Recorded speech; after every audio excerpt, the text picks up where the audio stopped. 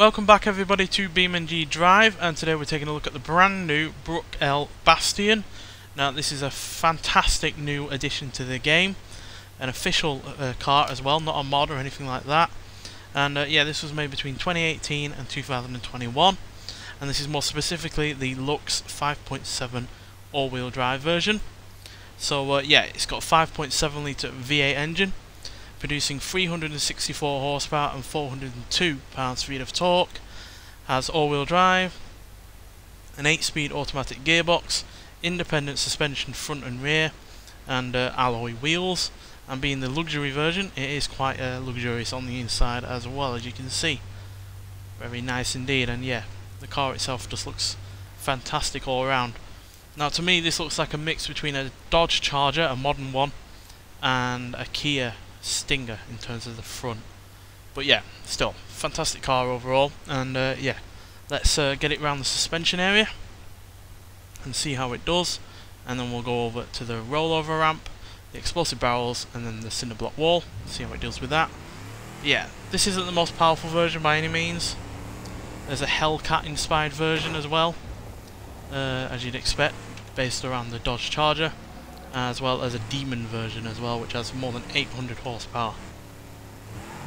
So yeah, quite a lot of power in them, no doubt about that. Oh dear. Yeah, this is a mix between muscle car and you know, luxury sport saloon. So it's not a full-blown muscle car like some people were expecting there to be, but quite frankly, any new vehicle is a winner as far as I'm concerned. And yeah, we've not had a modern muscle car before on this game, so yeah, to finally have one is also a good thing. So yeah, let's just put it through its paces.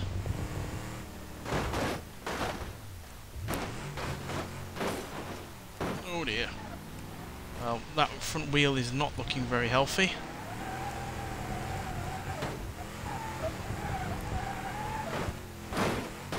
Oh dear, there goes the radiator.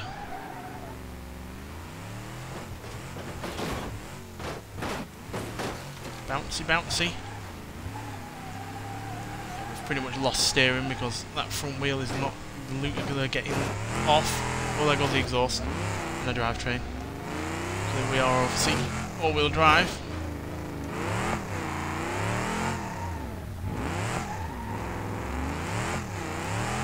It's quite loud right now, I do apologise.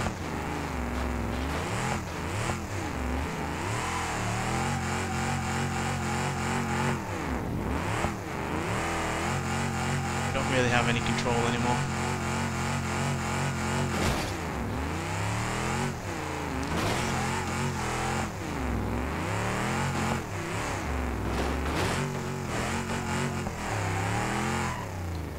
Yeah, we're pretty much broken this. Let's just see if we can drag it out and see if we can do any more damage to it. Come on, there we go.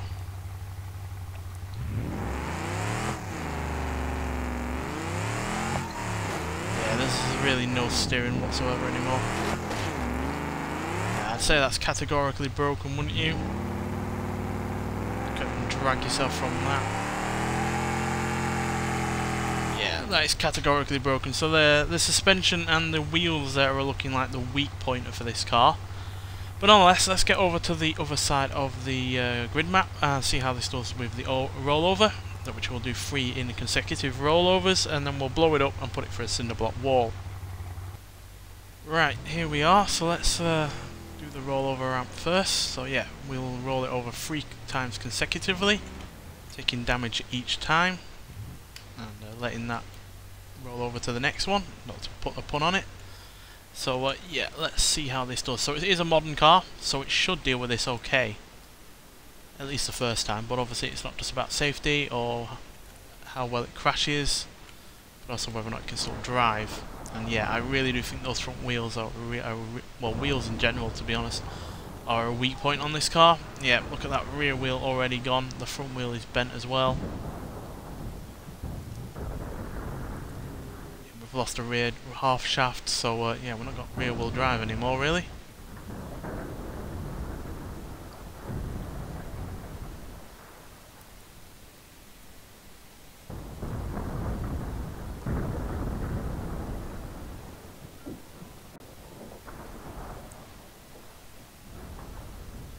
So the car is dealing with it okay. It's just, you know, the bits that make the car move are really rather quite weak by the looks of things. But it does roll nicely. Get plenty of rolls out of it.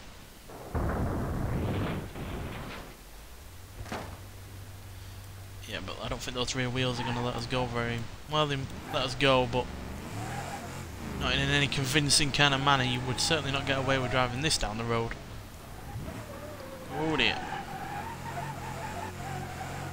This is the reason why I turned traction control off, because this would not work properly with traction control on. It would just be turning it haywire. Oh dear.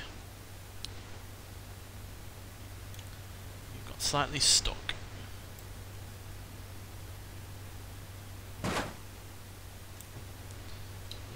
All that much power or all that much controllability anymore because we've lost those rear wheels. And for some reason it will not go in reverse.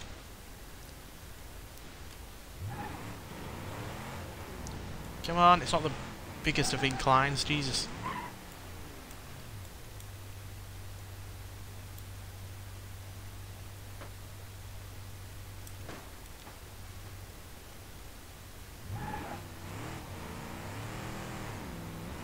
There we go, sort of.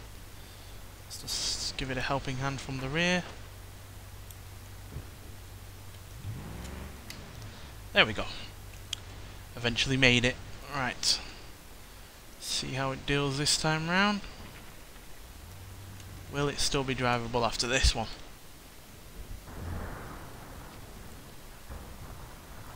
And obviously I say drivable. Obviously it wasn't particularly drivable before. But at least moved. Yeah, we're not going to move anywhere now. We've lost the front wheel quite severely there.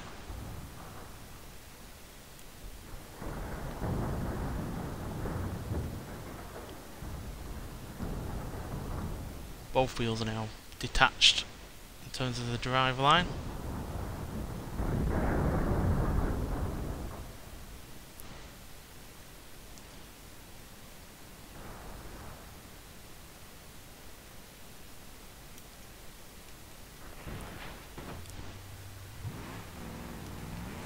Somehow we are still moving, and now we're not because the half shaft has broken. So yeah, the big weak point with this is clearly the wheels. We saw that at the suspension area and we've seen it again here. So yeah, even though the car itself seems to have held up fairly well, it's ultimately going to be a fail, just like it was at the suspension area, because it hasn't lasted all that long at all. And yeah, you have to last 3 goes, and yeah, this hasn't even lasted 2. So yeah, massive flaw there in the engineering of this car, in the fact that the wheels aren't that great. So let's hit the barrels at 60 miles an hour, see how it deals with an explosion or two.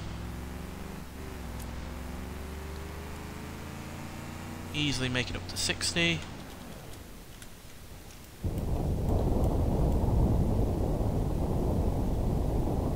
I think we've ruptured the fuel tank, or is that just the fuel from the barrels? I can't tell.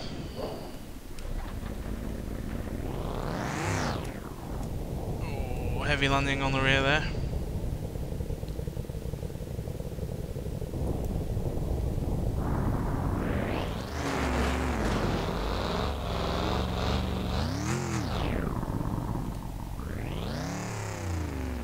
Well, that was quite a painful crash there for the car. It still moves. Decidedly better than it did after the rollover ramp, which is, considering it's been through a massive explosion and a massive crash as well, is quite surprising. But yeah, it's past these barrels, so that's good to see. Not just in terms of being able to drive, but also in terms of safety. So yeah. Right, let's see if we can deal with the cinder block walls as well.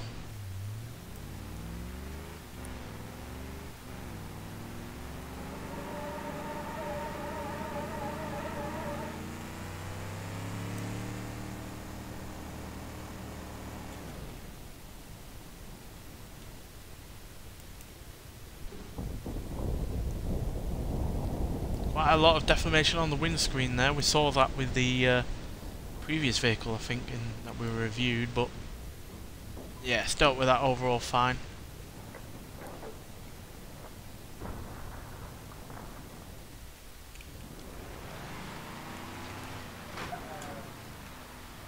even that much damage, to be honest. Obviously bodywork damage and the radiator, but the rest of the car seems to have held up fairly well, and yeah, interior is all fine. So yeah, another pass there, but unfortunately only 2 out of 4. But yeah, let's get onto the crash halt and see how this deals with 30, 40 and 60 mile an hour small overlap crashes. Right, here we are. So I have no idea how this is going to perform, because it's not based on a current vehicle that is already on the game. But it is a modern car, so it should deal with the 30 and 40 mile an hour impacts fine.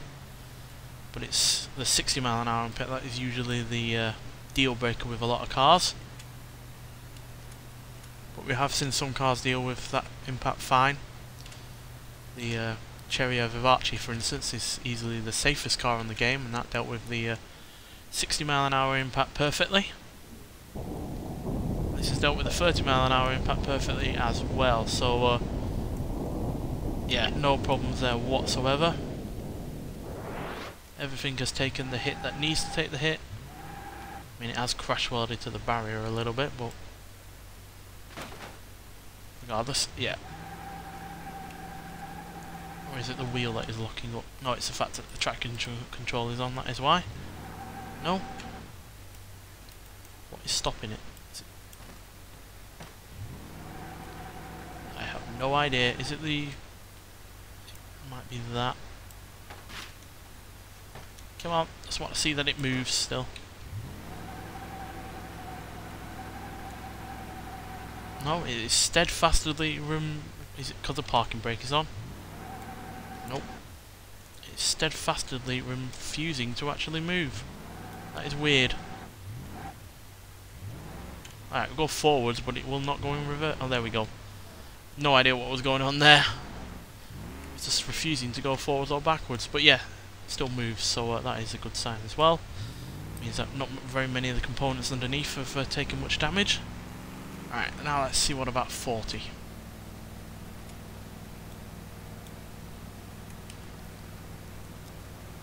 I have the utmost confidence that it will deal with this fine.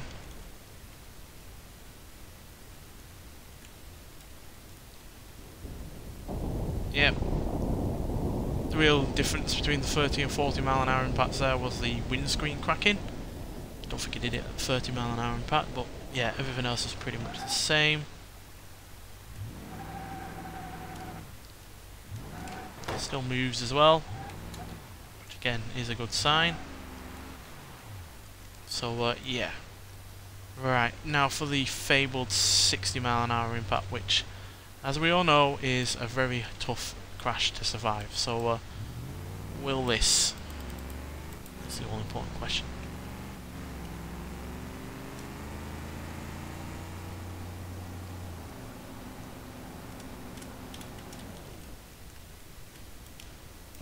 Oh no, we went dead on there. I do apologise. Try again.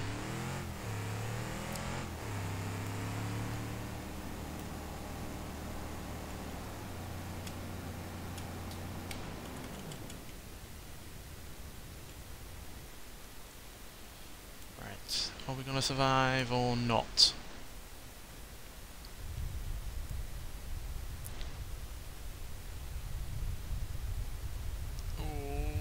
Driver's seat has moved well forwards. The door has popped open.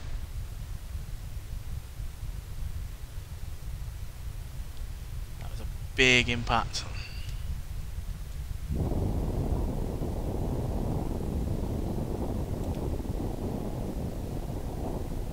Yeah, that's warped pretty much everything in the car there. You see the distance between the rear wheel and the arch now is way worse than it was before.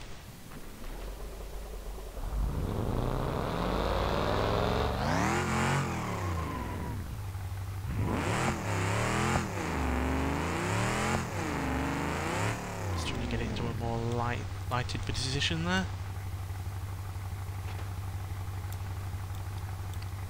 Yeah, that is a fail, no doubt about that. The seat has completely twisted round.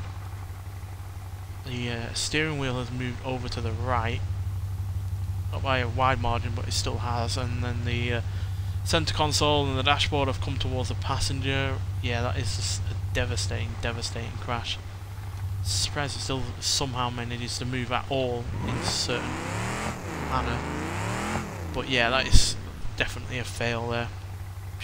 Pretty much purely because of that seat, which has, yeah, done a disastrous amount of damage to anyone that would be in there. Let's just have a look.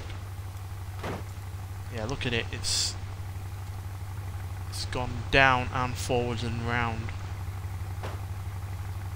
That's a catastrophic failure.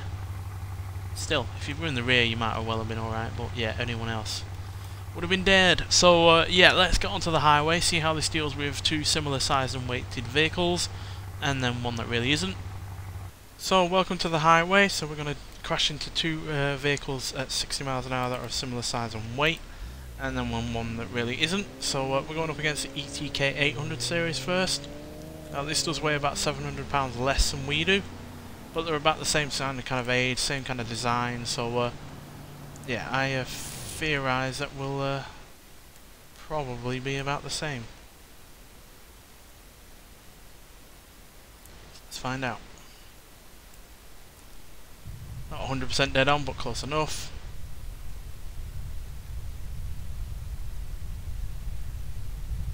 And yeah, pretty much the same, to be honest.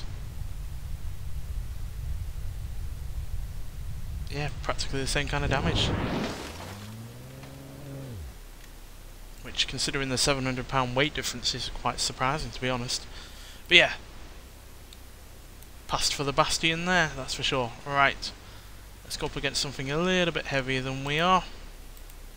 I think we'll go up against a more basic roamer. Because, yeah, that should be a fair bit the same as we are. Yeah, this is about 122 pounds more than we are, so, yeah, not exactly as the same weight as we are, but neither was the ETK, and we, both the ETK and we dealt with that fine. So, let's see if we can deal with something a little bit heavier. Obviously a little bit taller as well, so more of the heavy stuff is going to be above our heavy stuff on this car. So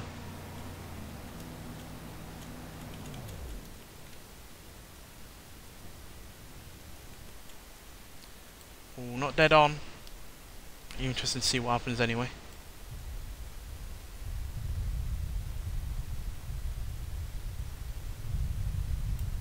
Oh, that's quite painful, to be honest. Expecting that to be a little bit better, so let's try it dead on this time. There's a problem with some of these cars, they don't like driving in a straight line. They've not got the best drive lines.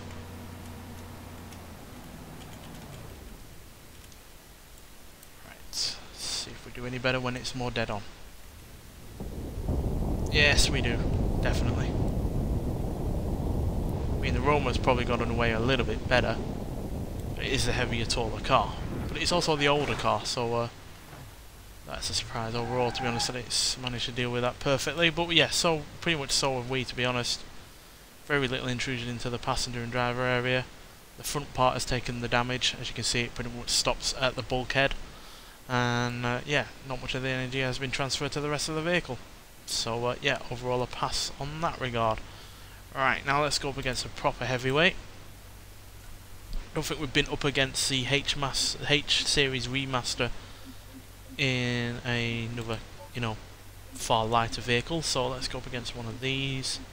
I'm not sure which is the heaviest, is the expression. No, that's a mod. The Vandal is 6052. This one's 6096. This one's 8609. I think that might be a bit too heavy though. Capsa seems to be a bit more along our lines, to be honest. It's 3,000-ish pounds more. I don't think we've used this one before, to be honest, so let's find out. Let's get up to 60.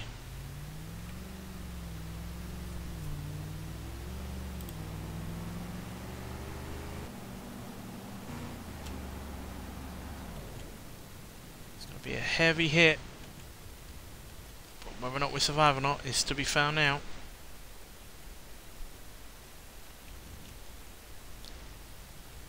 Yeah, a lot of the heavy stuff again, like the Roma, is above where we are. We've even lifted off the ground. Shows how much energy we're dealing with there. even the truck has lifted off the ground, and that's nearly £8,000. Look at the airtime it's gotten. Again, that just shows how much energy is being transferred from the impact to the rest of the cars. But I have to say, I think we've passed that. I know the bonnet has come through the windshield, but the windshield in real life would put up more of a fight than that, so not really going to count that. But yeah, and yeah, the steering wheel has moved a little bit to the right, but I am convinced that with seatbelts and other airbags around, that you'd be alright in that, to be honest. I mean, the truck has dealt with it better than we have, but considering the truck has way more in the way of weight, I'm surprised by how well we dealt with that, to be honest. And yeah, you can see once we take away the bonnet, there's been pretty much no roof deformation, no door deformation or anything like that. So yeah, really impressed by how good this new car is. The Savita Bolide has also gotten a full-blown remaster. You can even split that car in half now. But yeah, still really enjoying this game. It's continuing to improve day by day, with all the not just the mods, but obviously with the official updates. And yeah, this is another cracking car to the overall lineup. So yeah, nonetheless, thanks for watching, and I'll see you in the next one. Bye.